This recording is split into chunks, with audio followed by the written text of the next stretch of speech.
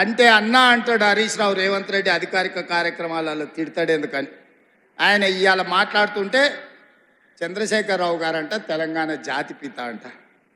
మిత్రులారా, ఇట్లా మాట్లాడితే ఇంకా నేను ఏదో ఒకటి అనకపోతే ఎట్లయితుంది మీరు చెప్పురు. జాతిపిత గురించి మీకు తెలుసు కదా. ఆ జాతిపితకు మందు వాసన పడుతుందా? గుజరాతుల్నే మందు బంధు పెట్టించింది, అవునా? ఆ జాతిపిత గాంధీ ఆశ్రమాలలో ఉన్నాడు, నిరాడంబరంగా ఉన్నాడు. మరి ఈ జాతిపిత వాసన లేకుంటే నిద్ర లేస్తాడా? ఆ జాతిపిత ఎక్కడా? ఈ జాతిపిత ఎక్కడా?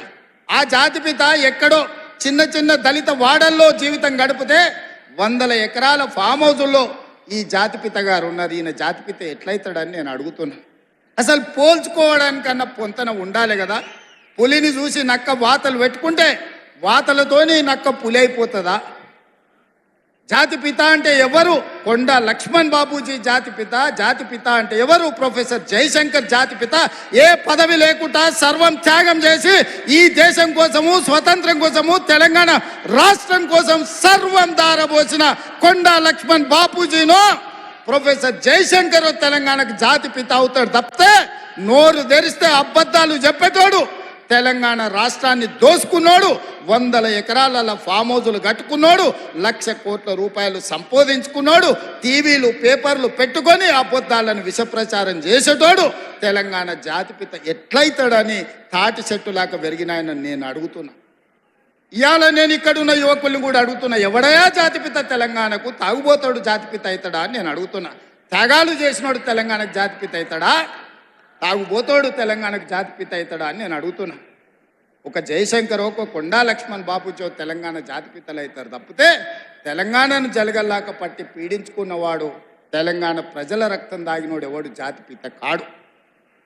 ప్రొఫెసర్ జయశంకర్ గారు ఊరిని రెవెన్యూ విలేజ్ చేయకుండా అవమానించిన చరిత్ర మీదైతే ఆ రెవెన్యూ విలేజ్ చేసిన చరిత్ర మాది. కాళోజీ కళాక్షేత్రాన్ని పూర్తి చేసిన చరిత్ర మీదైతే 10 ఏళ్ళు పడవ పెట్టిన చరిత్ర మీది. అందుకే మిత్రులారా, ఈరోజు తెలంగాణ సమాజం అంతా ఆలోచన చేయాలి. ఆనాడు తెలంగాణ ఉద్యమం చేసినాను, ఉద్యమంలో ముందు భాగాన నిలబడ్డాను. ఒక్కసారి కాదు 2 సార్లు తెలంగాణ రాష్ట్రానికి ముఖ్యమంత్రిగా చేసింది.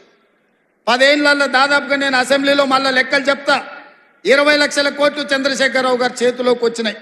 ఈ 20 లక్షల కోట్లు ఎక్కడికి పోయినాయని నేను అడుగుతున్నా. ఇవాళ నేను చెప్పదలుచుకున్న, చంద్రశేఖరరావు గారు చేసిన అప్పుల కోసం నేను కట్టింది 1,53,000 కోట్లు బ్యాంకులకు అసలు మిత్తి పేరు మీద నేను కట్టిన. నిజంగానే ఈ 15 నెలల ఈ 1,53,000 కోట్ల రూపాయలు నా చేతుల్నే ఉంటే మా పొంగులేటి శ్రీనివాసరెడ్డి గారికి చెప్పి 30 లక్షల ఇండ్లు, ఇందిరమ్మ ఇండ్లు పేదోళ్ళందరికీ తెలంగాణ రాష్ట్రంలో అందరికీ ఇండ్లు కట్టించుండేవాడిని. ఇవాళ నా దగ్గర ఇండ్లు లేని పేదల లెక్క 25 లక్షలే ఉంది. ఒక్క సంవత్సరం చంద్రశేఖరరావు గారు చేసిన అప్పులకు తప్పులకు నేను కట్టిన పాయమాల్ 1,53,000 కోట్లు. ఈ 15 నెలల ఈ 1,53,000 కోట్లు నా దగ్గరనే ఉంటే 30 లక్షల పేదోళ్లకు 5 లక్షల లెక్కన ఇందిరమ్మ ఇల్లు కట్టించి రాష్ట్రంలో ఇల్లు లేని పేదోళ్ళు లేకుండా 100% పేదలకు ఇల్లు కట్టించటోని. ఇదే కాదు, 75 లక్షల మంది రైతులకు 2 లక్షల రూపాయల రుణమాఫీ చేసి ఉండేటోని. ఒక్క సంవత్సరమే చంద్రశేఖరరావు చేసిన పాపాలకు నేను కట్టిన పాయమాల్ 1,53,000 కోట్లు. ఇది పాపాల పుట్టలాగా పెరిగిపోతుంది. ఆలోచన చేయండి మిత్రులారా. పాపాల బైరోడు రాష్ట్రాన్ని మొత్తాన్ని కొల్లగొట్టేసి ఈ రోజు పోయి ఫామ్ హౌస్లో రెస్ట్ తీసుకుంటూ వాళ్ళ వంది మాగదులను పంపించి మమ్మల్ని తిట్టిస్తున్నారు. ఇది ఈరోజు తెలంగాణ రాష్ట్రంలో ఉన్న పరిస్థితి. అందుకే మా ఆడబిడ్డల నుంచి మా నిరుద్యోగ యువకుల వరకు, మా రైతుల నుంచి మా కార్మికుల వరకు నేను ఒక్క మాట చెప్పదలుచుకున్నా.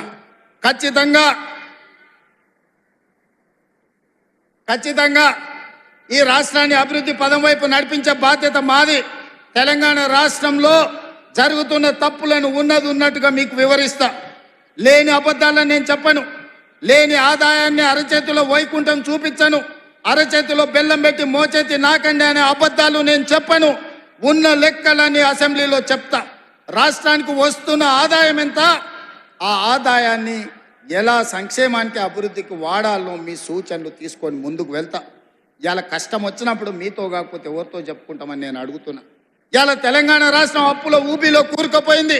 ఆయన గారు చేసిన అప్పులకు 88,000 కోట్ల అస్సలు కట్టినా, 64,000 కోట్ల మిత్తి కట్టిన, 1,53,000 కోట్లు 15 నెలల్లో కట్టాల్సిన పరిస్థితి వచ్చిందంటే ఎంత దారుణమైన పరిస్థితి తెలంగాణ రాష్ట్రం ఉందో మీరు ఆలోచన చేయండి.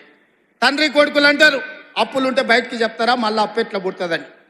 నేను మళ్ళీ అప్పులు చేయదలుచుకోలే, పప్పు కూడు వండదలుచుకోలే. అప్పు చేసిన పప్పు కూడు ఎప్పటికైనా మనకు ముప్పే అని, అప్పు మనకు ముప్పు అని నేను స్పష్టంగా నిర్ణయించుకున్నా.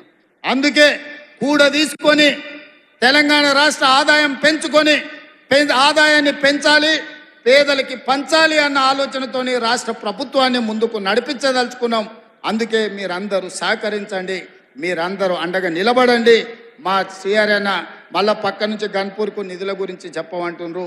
తప్పకుండా దీనికి సంబంధించిన అన్నీ మళ్ళీ నేను నిదానంగా వారితో మాట్లాడి ఇస్తా. ఎందుకంటే మిగతా ఎమ్మెల్యేలు కూడా ఉన్నారు, వాళ్ళందరూ నా దిక్కు కోపంగా చూస్తున్నారు.